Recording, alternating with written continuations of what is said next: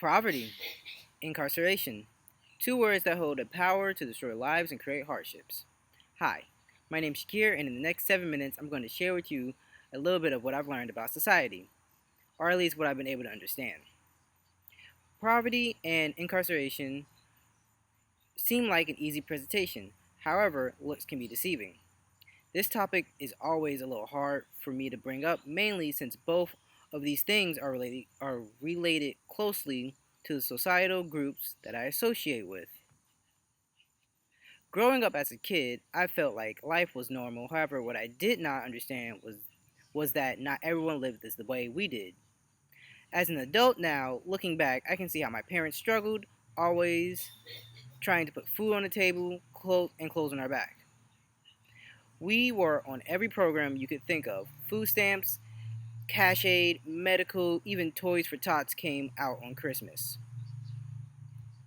Though I didn't know the world for it, I'm sorry, though I didn't know the word for it, then I understand now that we live in poverty.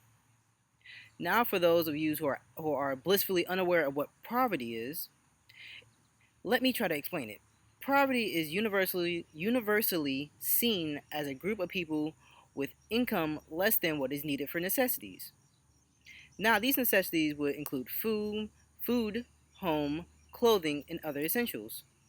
Now, just because poverty is universally known does not mean it's the exact same in every state or country, since cost of living can change based on bleh, we'll fix that. Now thinking about this, there are also different types of poverty as well. Doing a little more research, I found a book written by Eric Jensen titled Teaching with Poverty in Mind. What being poor does to kids' brains and what school can do about it. In this book, Mr. Jensen identifies 6 different types of poverty: situational, genera, gener, gen, generational, absolute, generational, absolute, relative, urban, and rural. The first situation is situational poverty. It is generally caused by a sudden crisis or loss and is often temporary. Events causing situational poverty include environmental disasters, divorce, or severe health problems. The second one is generational poverty. Occurs in families where at least 2 generations have been born in poverty. Families living in this type of poverty are not equipped with the tools to move out of their situation. The third one is absolute poverty, which is rare in the United States. It involves a scarcity of necessities as shelter, running water, and food. Families who live in absolute poverty tend to focus on day to day survival. The next one is relative poverty. This refers to the economic status of a family whose income is insignificant to meet its societal's average standard of living. Urban poverty occurs in metropolitan areas which populations of at least 50,000 people. The urban poor deal with complex aggregation of chronic and acute stressors, including crowding, violence, and noise, and are dependent on often inadequate large city services.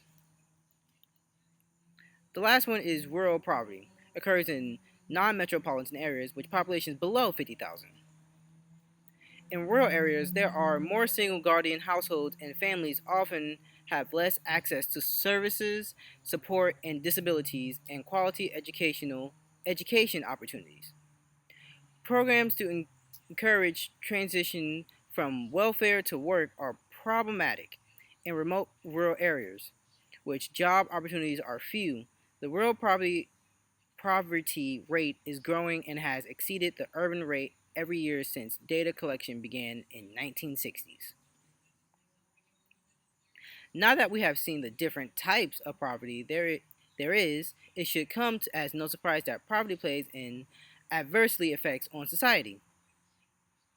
The most prominent being emotional and social challenges and health and safety issues. However, there are just two of much larger lists of issues.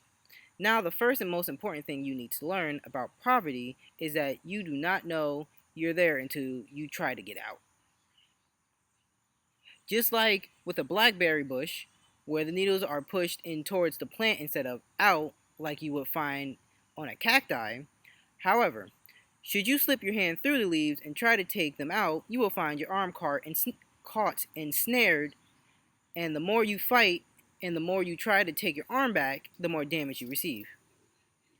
Being a little bit more defined in the risk of poverty, the forces sickness and eviction of all are all on top.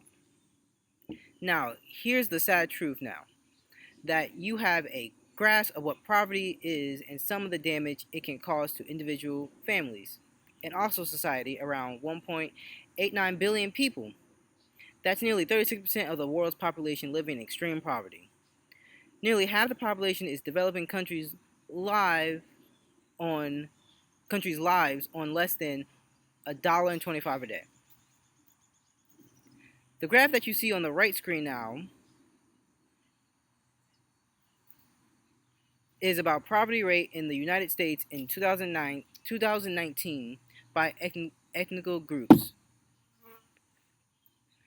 And while the graph shows the poverty can affect all of us, it's hard not to think of unknown causes of poverty being accepted racism.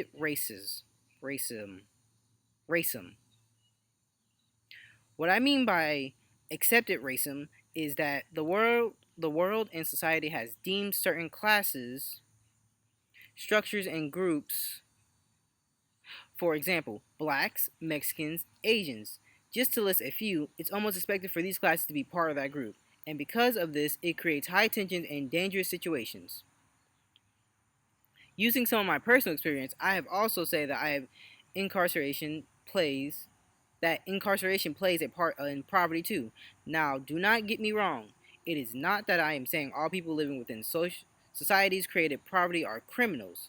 I am saying that when you do not have food on the table and you have to hear your children cry at night, you would do anything to make the crying stop.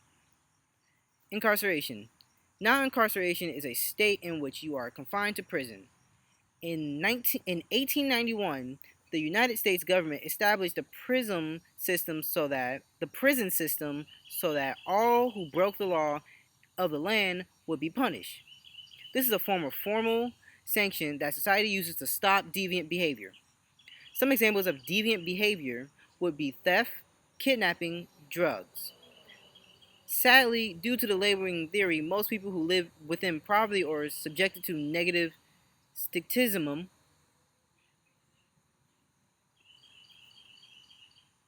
whole pie, other reality may just be worse.